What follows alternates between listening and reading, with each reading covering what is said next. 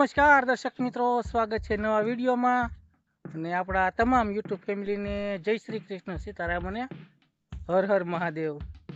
તો દર્શક મિત્રો, આ છે અમારો ભત્રીજો કંઈક લાલો અને જવું છે બાજરીનું બિયારણ લેવા માટે અને આ છે એનું કંઈક પડવું, આશરે 4-4.5 વીઘા જેટલું આ પડવું છે દર્શક મિત્રો।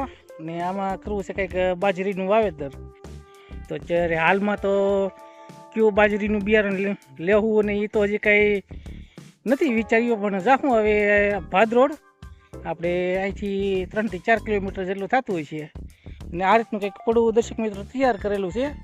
આમાં શું લાલા ખાતીમાં શું હાંક્યું? આમાં પેલા થોડુંક રેવલ કરાવ્યું છે પાવડર મરાવીને। હા, જમીન થોડીક ઢોળાવાળી ને હતી એટલે જમીન એક સરખી નહોતી એટલે ઊંચા નીચી ને જે આ હસુનું ખેતર છે એ પાણી વધારે પીવે એમાં ઢોરા ઢફાવાળી હતી, તો એ પેલા પાવડાથી બધું રેવલ કર્યું છે। પછી પાયસ્યું માર્યું ને પછી 2 દિવસ તપવા દીધો ને પછી કટરા કારણે કાલે કાલે રોટાવેટર મારીને મસ્ત અત્યારે પડવું તૈયાર કરેલું છે અને હવે બાજરી વાવી દઈશું। કાલમાં બાજરીનું બિયારણ હજી લેવા જવાનું બાકી છે, તો કેવું લેવું કે એવું કંઈ પસંદ કર્યું કે બિયારણ? તો એગ્રોએ જાય પછી જોઈએ છે કઈ રીતનું કયું છે બિયારણ સારું, ઉતારામાં કેવું છે, ખાવામાં કઈ રીતનું છે। તો આ બાજુ અમારે વધારે ખાવામાં કયું બિયારણ સારું આવતું હોય એ તો હવે એગ્રોમાં જઈને આપણે પસંદ કરીશું। તો અત્યારે કઈ બાજુ લેવા જવું લાલા?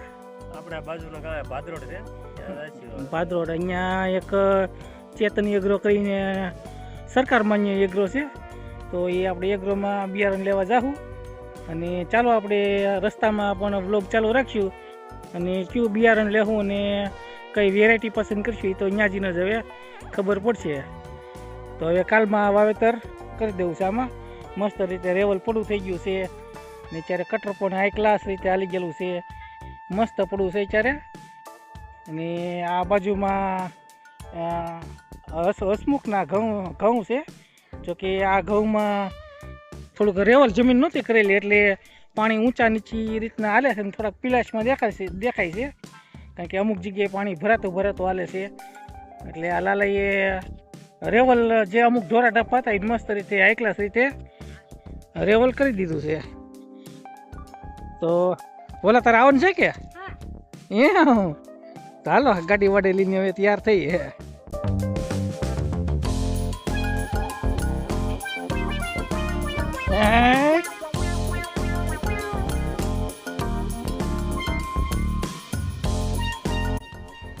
તો દર્શક મિત્રો, આ છે કંઈક ભેંસલા હનુમાનજી મંદિર, જે તરેડી ગામનું પ્રખ્યાત મંદિર છે, સારું એવું મંદિર છે। તો દર્શક મિત્રો, હવે આપણે હાઈવે પહોંચી ગયા છીએ અને મસ્ત રીતે આ નેશનલ હાઈવે છે જે સોમનાથથી આવી અને ભાવનગર તરફ જાય છે। બહુ મોટો રોડ છે અને આ રસ્તેથી જ આપણે ભાદરોડ તરફ જવાનું છે। સૂર્યાસ્તનો સમય થઈ ગયો છે, મસ્ત રીતે સરસ રીતે નેશનલ પટ્ટી હાઈવે છે, 4 પટ્ટી, એક રોડ આ તરફ ને એક રોડ આ તરફ એ રીતનો મસ્ત છે।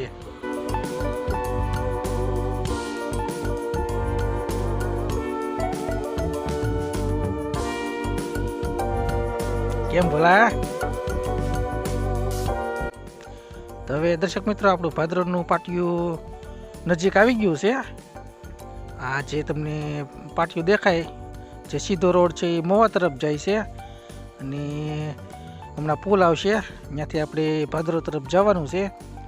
તો આ છે ભાદરોડનું પાટિયું, જોઈ શકો છો અને થોડીક જ ક્ષણોમાં હમણાં પુલ આવી જશે। આપણે પુલ નીચેથી ને ભાદરોડ તરફ જવાનું છે। અહીંથી આશરે હવે કદાચ 2 કિલોમીટર હશે, આપણે અંતર ઘણું અત્યારે કાપી ગયા છીએ અને મસ્ત રીતે અત્યારે નેશનલ હાઈવે ઉપર સંધ્યાનો સમય થવા આવ્યો છે, જોકે હજી તો વાર છે, શિયાળાનો દાડો છે, અત્યારે દિયા થમતા કાંઈ વાર લાગતી નથી અને મસ્ત રીતે અત્યારે ગાડી ચાલી જાય છે આપણી મસ્ત રીતે। હમણાં પુલ નીચેથી આપણે આગળ હમણાં જ એક પુલ આવશે, એની નીચેથી આપણે પસાર થવાનું છે।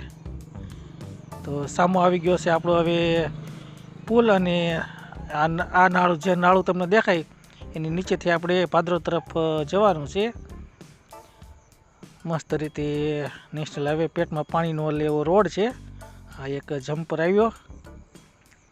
વાંક વહીને જમ્પર હંમેશા હોય જ છે. આ છે ભાદરોડ તરફ. તમે લાલ અક્ષરમાં જોઈ શકો છો. તો આ તરફ છે હવે ભાદરોડ.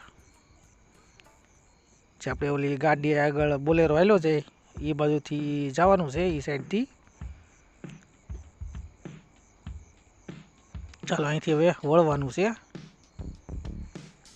તો ચાલો પહોંચી જઈએ હવે ભાદરોડ. તો દર્શક મિત્રો હવે ભાદરોડ આપણે પહોંચી ગયા છીએ અને આ છે ભાદરોડની પ્રાથમિક શાળા.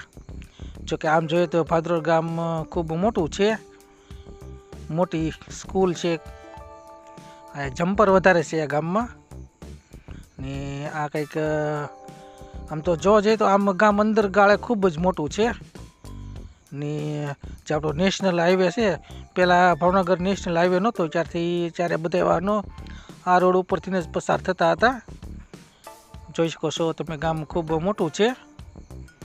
અવનવી બધી આઈટમો અહીંયા મળી રહે છે. પંપની આઈટમો, ખેત ઓજારો ઘણા ખરા લગભગ અહીંયા મળી રહે છે. ગામ ખૂબ મોટું છે.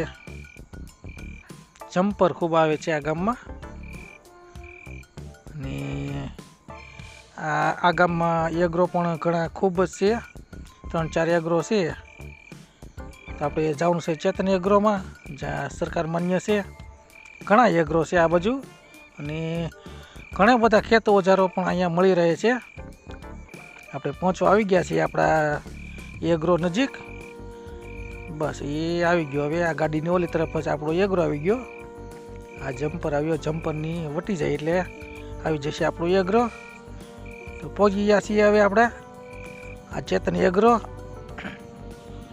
તો ચાલો હવે કઈ વેરાયટી પસંદ કરશું હવે ત્યાં જઈને જોવું પહેલાં. તો ચાલો મળીએ. તો દર્શક મિત્રો, આ 2 વેરાયટી છે. એક છે મંગલમ અને એક છે ધાનિયા. હા લાવો બોલો હવે પિંગાર દે લે.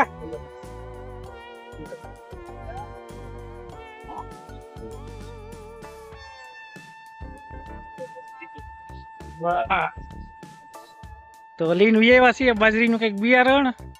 તું લાવ્યા હમણાં બતાવીએ. તો લાવીને ખાસી કંઈક હેડી લાવ્યા છીએ ભોલા હાટું. હેડે ખાઈ ને ભોલા. ને આ પ્રકારનું કંઈક બિયારણ લેવા છીએ. 2 વેરાયટી દેખાડી છે. એમાંથી મંગલમ પસંદ કરી છે ને ઓલો હતો ધાનિયા.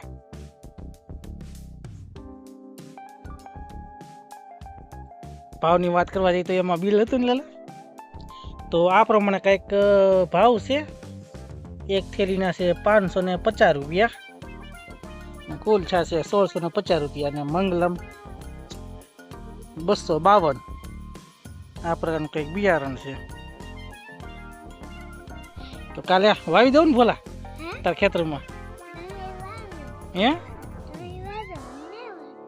તને આવડતી? તો તારે જ વાવવાનું છે કાલે. અને પાણી તું વાળી ને તો ભણવા જા કે તું? કેટલામાં ભણા? 12 વાટિકા. કોઈ એકડ આવડી જા કે? આવડે? લખતા બોલતા નહીં આવડતા? તો જો ભણજે ને જો પાણી વાળવાનું થાય. ગારો કરી એમ ને? ગારાને રમકડા આવડે કે નહીં? હાંડજો બનાવતા આવડે? ટ્રેક્ટર બનાવતા આવડે? તો આ રીતનું દર્શક મિત્રો મંગલમ 252 આ રીતનું કંઈક હાઇબ્રિડ બિયારણ બાજરીનું લઈ આવ્યા છીએ. ને કાલે સરસ રીતે એમાં હવે વાવેતર કરી દઈશું. તો મળશું ફરીથી નવા વિડીયોમાં. ત્યાં સુધી જય માતાજી, રામ રામ, આવજો.